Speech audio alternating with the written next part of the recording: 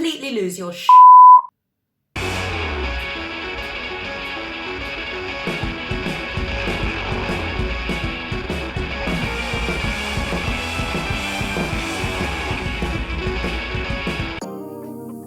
So what did you do? Tell me in the comments.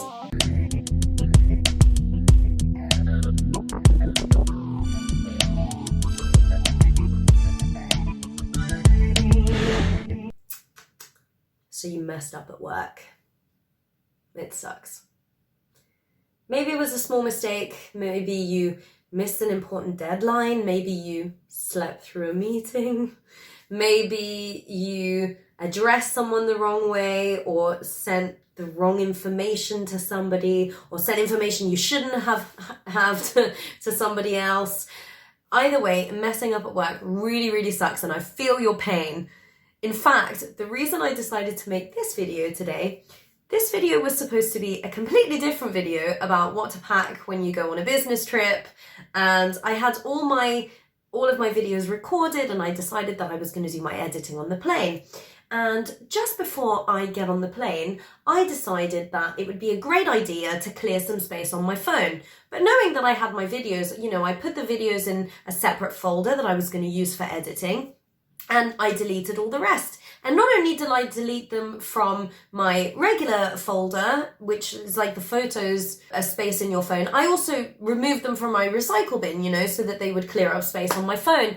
And I royally messed it up, because I realized that I actually deleted all of the videos and didn't have everything I needed to create my video, which was... can't tell you how angry I was with myself.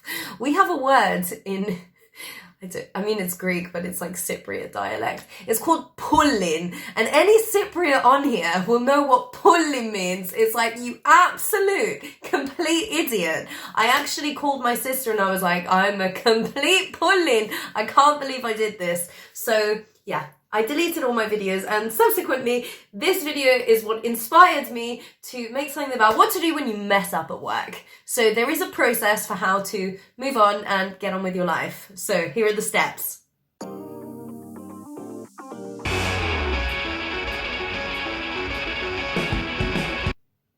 It's got to be done.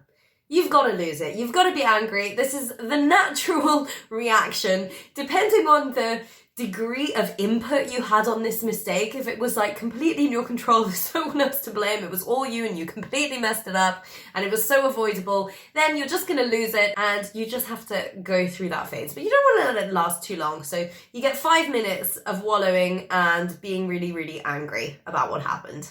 That, by the way, was an actual rendition of me on the plane. I think the people around me were just very curious about what on earth was going on.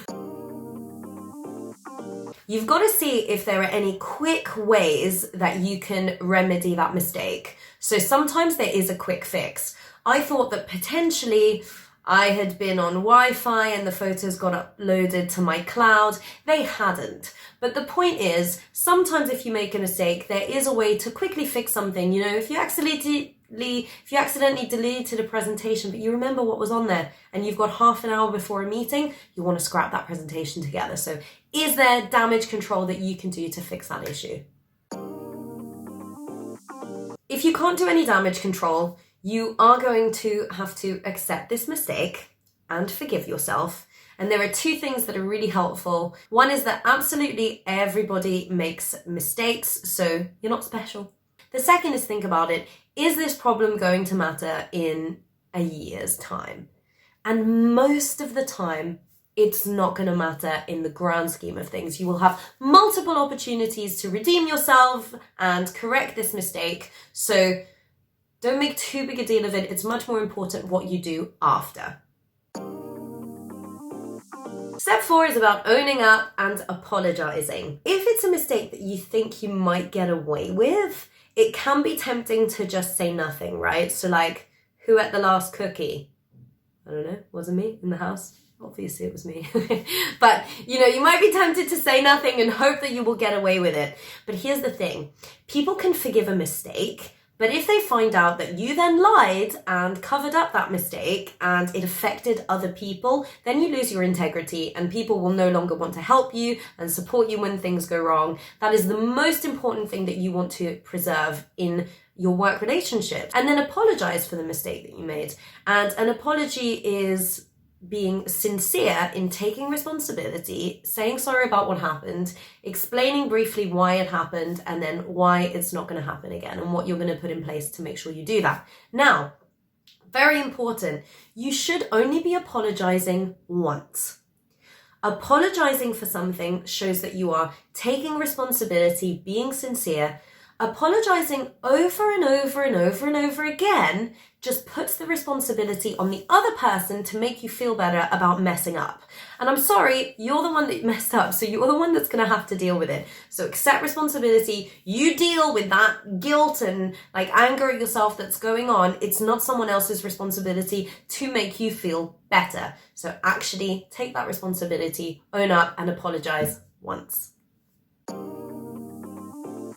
Making sure it doesn't happen again. Now, some people call this the post-mortem. It's like an engineering thing. I don't know why they call it post-mortem. I mean, no one died.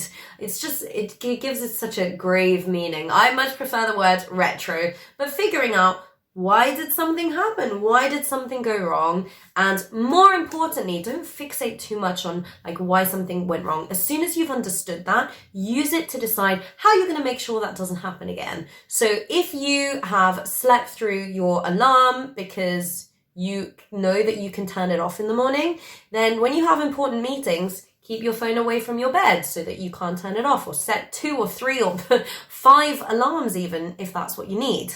Or let's say you're prone to missing a deadline.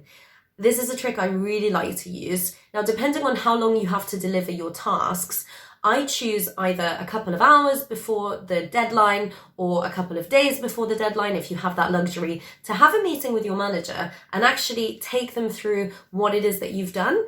And that means that you have to have the work ready by that pre-deadline that you've set yourself. So it's an additional incentive to make sure the work gets done on time. And often you'll end up with better quality as well.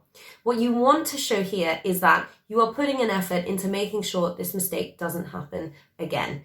People can forgive mistakes, but if you keep making the same one over and over and over, then you're not actually taking responsibility and your apology doesn't mean very much, which goes back to that integrity. So actually find a way to make sure that doesn't happen again.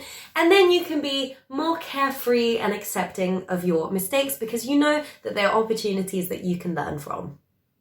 I feel like that's come full circle into quite a positive end, but I quite enjoy doing the angry thing. So let's do a really angry, breaking everything, 10-second dance break.